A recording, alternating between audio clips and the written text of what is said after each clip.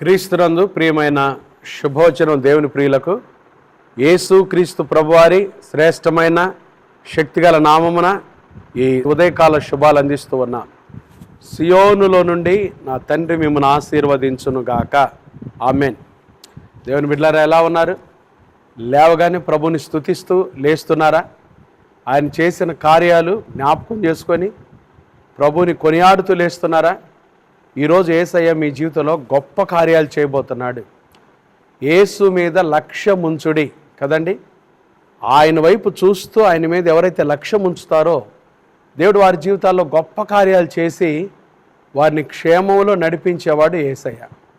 ఈరోజు మన శుభోచన కొరకు 136వ సంకీర్తన 4వ వచనం శుభవచనంగా చదువుకుందాం. ఆయన ఒక్కడే మహాశ్చర్య కార్యములు చేయువాడు. చూడండి ఎంత బలమైన మాట. ఆయన ఒక్కడే, ఎవరు లేరండి. ఆయనలాగా మహా ఆశ్చర్య కార్యాలు చేయవాడు ఎవ్వరు లేరు.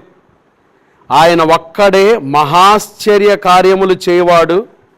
ఆయన కృప నిరంతరం ఉండును. 136వ సంకీర్తన ఎంత చక్కటి కీర్తనో. దేవుడు మహా ఆశ్చర్య కార్యాలు చేయువాడు. ఎందుకు? ఆయన పేరులోనే ఉంది. ఆయన ఆశ్చర్యకరుడు, ఆలోచనకర్త, బలవంతుడైన దేవుడు, నిత్యుడగు తండ్రి, సమాధానకర్త యొక్క అధిపతి అని ఆయనకు పేరు. ఆయన ఒక్కడే మహాశ్చర్య కార్యములు చేయువాడు. యేసయ్య మన జీవితాల్లో మహాశ్చర్య కార్యాలు చేయువాడు. ఎవరైతే ఆయన విశ్వాసం ఉంచి నమ్మి ఆయన నామంలో నమ్మకంగా జీవిస్తారో వారి జీవితాల్లో మహాశ్చర్య కార్యాలు చేస్తారు. మన పితరుల జీవితంలో చేయలేదా? ఎన్నో చేశాడు. మరి మన జీవితాలు ఎందుకు చేయట్లేదు? మనం నమ్మట్లేదండి.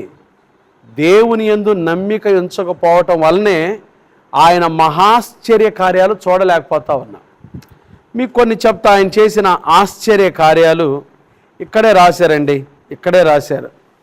చూడండి, ఆయన సృష్టిని చూస్తే ఆయన ఆశ్చర్య కార్యాలు అర్థమవుతాయి. ఎంత చక్కటి మాట. 5వ వచనం, తన జ్ఞానము చేత ఆకాశాన్ని కలుగు చేశాడు. ఆయన భూమిని నీళ్ల మీద పరిచాడు. చూడండి, ఈ భూమిలో 3 వంతులు నీళ్లు ఉన్నాయి, 1 వంతె భూమి. ఆయన భూమిని నీళ్ల మీద పరిచినవాడు. ఆయన గొప్ప జ్యోతులను నిర్మించినవాడు. పగటి నేలుటకు ఆయన సూర్యుని చేశాడు. రాత్రి నేలుటకు ఆయన చంద్రుని నక్షత్రములను చేశాడు. ఇటువంటి సృష్టిని చూస్తేనే ఖచ్చితంగా సృష్టికర్త చేసిన మహాశ్చర్య కార్యాలు మనకు అర్థమవుతాయి. అంత మాత్రమేనా? ఐగుప్తు దేశపు తొలిచూలులను ఆయన హతం చేశాడు. ఇశ్రాయేలీయులను ఐగుప్తుల నుంచి బయటికి తీసుకురావటానికి ఐగుప్తు దేశంలో తొలిచూలను హతం చేశాడు. వారి మధ్య నుండి ఇశ్రాయేలు ఆయన రప్పించాడు. చేయి చాచి తన బాహుబలం చేత వారిని రప్పించాను. ఎర్ర సముద్రమును ఆయన పాయలుగా చేశాను. చూడండి ఎంత గొప్ప విషయం. ఎర్ర సముద్రాన్ని పాయలుగా చేశాను. ఆయన ఇశ్రాయేలీయులను దాని నడుమ దాటిపోజేశాను. ఎంత గొప్ప కార్యాలు చూడండి. ఎర్ర సముద్రం పాయలు అవటం అంటే ఏందండి? మామూలు విషయం అనుకున్నారా? ఆయన మహాశ్చర్య కార్యాలు చేయువాడు. ఈ ఉదయకాలం నీ జీవితంలో ఎర్ర సముద్రం లాంటి సమస్యలు ఎదుర్కొంటున్నావా? ఎర్ర సముద్రం లాంటి శోధనలు ఎదుర్కొంటున్నావా? నీకున్న అప్పులు కానీ, నీకున్న ఆర్థిక ఇబ్బందులు కానీ, నీకున్న అనారోగ్య పరిస్థితులు కానీ, అవి ఏవైనా సరే ఎర్ర సముద్రాన్ని పాయలుగా చేసి ఇశ్రాయేలును ఆరిన నేల నడిపించిన దేవుడు, మహాశ్చర్య కార్యాలు చేసే దేవుడు ఈరోజు కూడా ఉన్నాడు. ఆయన సజీవుడు. ఆయన నిన్న, నేడు, నిరంతరము, యుగయుగములకు ఒక్కటే రీతిగా ఉన్నాడు.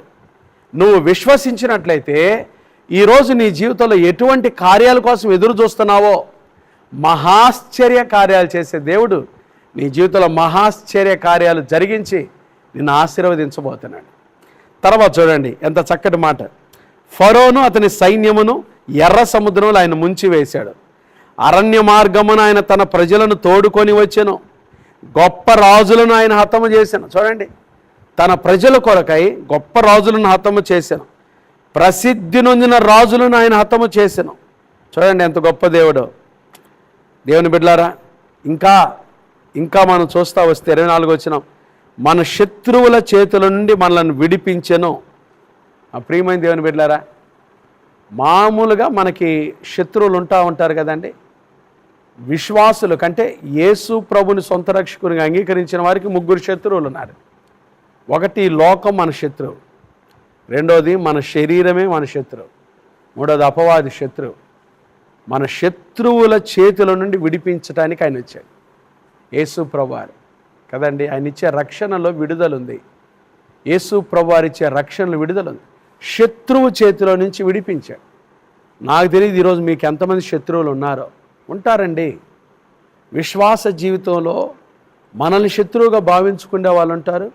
ఆటోమేటిక్గా మనం దేవుని కోసం జీవిస్తూ ఉంటే మనకు శత్రువులుగా నిలబడే వాళ్ళు కూడా ఉంటారు. మన ఎదుగుదలను కోరుకోలేని ప్రతి ఒక్కరు కూడా మనకు శత్రువులే ఆత్మీయ జీవితంలో. అయితే శత్రువులు నీ చుట్టుముట్టిన శత్రువుల చేతుల నుంచి విడిపించే దేవుడు ఉన్నాడనే సత్యాన్ని నువ్వు గ్రహిస్తే ధైర్యంగా జీవించగలవు కదండి. దావీదు అంటాడు, నా శత్రువులు ఎదుట నీవు నాకు భోజనము సిద్ధపరిచితివి, నూనెతో నా తల అంటి ఉన్నావు, నా గిన్నె నిండి పొర్లుచును. శత్రువులు ఉంటారు. దావీదుకు బోల్డ్ మంది శత్రువులు, ఇంట్లో వాళ్ళే శత్రువులు. అయిన వాళ్ళందరిలో నుంచి దావీదును విడిపించలేదా? దావీదును గొప్ప చేయలేదా? దావీదును ఆశీర్వదించలేదా? దావీదును అభివృద్ధి చేయలేదా? ఈరోజు అదే ప్రభు మనతో మాట్లాడుతున్నాడు. నేను మీకున్నాను, నేను మీ మధ్యలో మహాశ్చర్య కార్యాలు చేయువాడను. ఈ ఉదయకాలం ఆ ప్రభువునందు విశ్వసించండి. ఆయన మనం అడుగు వాటన్నిటికంటే, ఊహించు వాటన్నిటికంటే అత్యధికంగా శక్తి గల దేవుడు, మహాశ్చర్య కార్యాలు చేయవాడు. ఈరోజు మనందరి జీవితాల్లో ఆ యేసయ్య మహాశ్చర్య కార్యాలు చేసి ఒక్కొక్కరిని ఆశీర్వదించునుగాక. దేవుడి మాటలు దీవించునుగాక. ఆమేన్. ప్రార్థన చేసుకుందామండి. అందరు తలల వంచి ప్రార్థనలు ఏకీభవించండి. మహాపరిశుద్ధుడైన మా తండ్రి, దయగలిగిన మా దేవ, ప్రేమాస్వరూపి, మీకు స్తోత్రాలు. ఈ ఉదయకాలమున లేవగానే శుభవచనం ద్వారా మమ్మల్ని మీరు దర్శించినందుకై స్తోత్రాలు. మీరు మహాశ్చర్య కార్యాలు చేయు దేవుడవు తండ్రి. మీ కృప నిరంతరం ఉంటుందనే మాట మేము ధ్యానం చేశాం. మా జీవితాల్లో మీరు మహాశ్చర్య కార్యాలు చేస్తూ ఉన్నందుకై స్తోత్రాలు.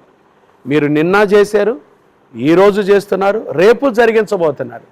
మీరు ప్రభా ఎప్పుడు మార్పు లేని దేవుడవుగా, ఒక్కటే రీతిగా ఉన్న దేవుడవుగా మాకున్నందుకై స్తోత్రాలు. మా పితరుల జీవితాల్లో చేశారు, విశ్వాస జీవితంలో తండ్రి మీరు ఇప్పుడు చేస్తున్నారు, రేపు చేస్తారు. మీరు సజీవుడు అయ్యా, మహాశ్చర్య కార్యాలు చేయి దేవుడు అయ్యా, మీకు స్తోత్రాలు. మీరు చేసిన ఆశ్చర్య కార్యాలు ఈ సృష్టిని చూస్తేనే మాకు అర్థమవుతుంది. సృష్టిలో జరుగుతున్న ఈ కార్యక్రమాలన్నీ చూస్తుంటే తండ్రి మహాశ్చర్య కార్యాలు చేసే దేవుడవుగా మీరు మా మధ్యలో ఉన్నందుకై స్తోత్రాలు. మా కొరకై నాయన 2025 సంవత్సరాల క్రితం దిగివచ్చి మాకిచ్చిన రక్షణ కొరకై స్తోత్రాలు. తండ్రి ఉదయకాలం ఎందరైతే ప్రభు శుభవచనాలు పాల్గొన్నారో వారి జీవితాల్లో మీరు మహాశ్చర్య కార్యాలు జరిగిస్తున్నందుకై స్తోత్రాలు. ఎవరైనా అనారోగ్యంతో ఉంటే ఉదయకాలమున యేసు నామములో వారిని ముట్టి బాగు చేయండి. అయినా హాస్పిటల్లో ఐసీయూలో రోగులుగా ఉన్న బిడ్డలు ముట్టి బాగు చేయండి ప్రభా.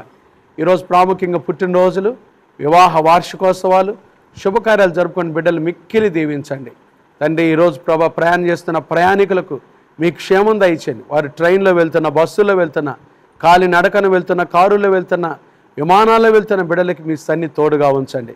ప్రతి ఆటంకాన్ని, అపాయాన్ని తప్పించి క్షేమాన్ని దయచేయండి ప్రభా. మరి చదువుకుంటున్న బిడ్డలకు విశేషమైన జ్ఞానం దయచేయండి. చిన్న బిడ్డలు మొదలుకొని పెద్దవారి వరకు వారు వెళ్తున్న స్కూల్స్, ఆఫీసులు, కార్యకలాపాలు, రాకపోకల్లో మీ కృపాక్షేమాలు తోడుగా ఉంచండి. వ్యాపారం చేసుకుంటున్న వారి వ్యాపారాలు దీవించండి. ఉద్యోగాలు చేసుకుంటున్న వారి ఉద్యోగాలు దీవించండి. నిరుద్యోగులకు ఉద్యోగ భవిష్యత్తు దయచేయండి. ఏకాంగులను సంసారులుగా చేయండి. కష్టార్జితం చేసుకుని బిడ్డలు వారి చేతుల కష్టార్జితాన్ని దీవించండి. అయ్యా తండ్రి, గర్భిణీ స్త్రీలకు సుఖమైన ప్రసవం దయచేయండి. గర్భం లేని తల్లులు ఎవరైతే ఉన్నారో యేసు నామములో వారి గర్భములు తెరవబడును గాక. యేసయ్యని బిడ్డలు దీవించండి. పోటీ పరీక్షలకు సిద్ధపడుతున్న బిడ్డలకు విశేషమైన జ్ఞానం దయచేయండి. ఈరోజు ఇంటర్వ్యూల కోసం వెళ్తున్న బిడ్డలు వారి ఇంటర్వ్యూలో దీవించబడేటువంటి విశేషమైన జ్ఞానం దయచేయండి. కాంపిటేటివ్ ఎగ్జామ్స్ రాస్తున్న బిడ్డలు జ్ఞాపకం చేసుకోండి. చదువుకుంటున్న బిడ్డలందరి చుట్టూ మీకు కంచె వేయండి. హాస్టల్లో ఉన్న మా బిడ్డల చుట్టూ మీకు కంచె వేయండి. అయ్యా, ఈ దిన జీవిత యాత్రను ఎదుర్కొనబోయే ప్రతి శోధన, కీడు, దుష్టుడు, అపాయం తప్పించి క్షేమాన్ని, కృపను దయచేయమని నీ సేవకులు వారి పరిచయం దీవించండి. క్రైస్ట్ బ్లెస్సింగ్ చర్చ్ పరిచయం దీవించండి, కుటుంబాలను దీవించండి. ఈ శుభవచనంలో పాల్గొన్న బిడ్డలందరూ వారి అవసరతలు గుండా వెళ్తున్నారో అక్కర్లు తీర్చి మీ ఆశీర్వాదం దయచేయమని, మీరు ఆఖరి కొరకు సిద్ధపరచమని యేసు నామమున ప్రార్థిస్తున్నాము తండ్రి. ఆమేన్. త్రియేక దేవుని ప్రేమ, కృప, సమాధానములు ఈ ఉదయకాలం ఈ శుభవచనంలో పాల్గొన్న దేవుని ప్రియులందరికీ, క్రైస్ట్ బ్లెస్సింగ్ చర్చ్ పరిచర్లకు, కుటుంబాలకు, సార్వత్రిక సంఘానికి, సకల పరిశుద్ధులకు ఇప్పుడు ఎల్లప్పుడు ప్రభువు రాకడ పర్యంతం తోడైండును గాక. ఆమేన్. God bless you.